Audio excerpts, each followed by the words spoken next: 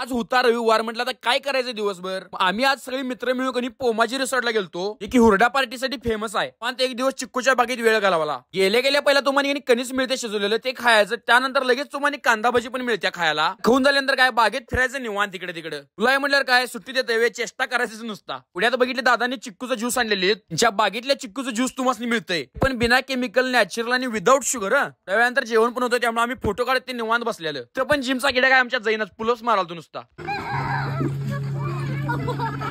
लहान मुलांसाठी आणि फॅमिलीसाठी असं वेगवेगळे गेम्स आहेत बघा इथे खेळायला. असं बैलगाडीचं थीम केल्यात, त्यावरच आम्ही नुसतं दंगाधुडकूस कराल.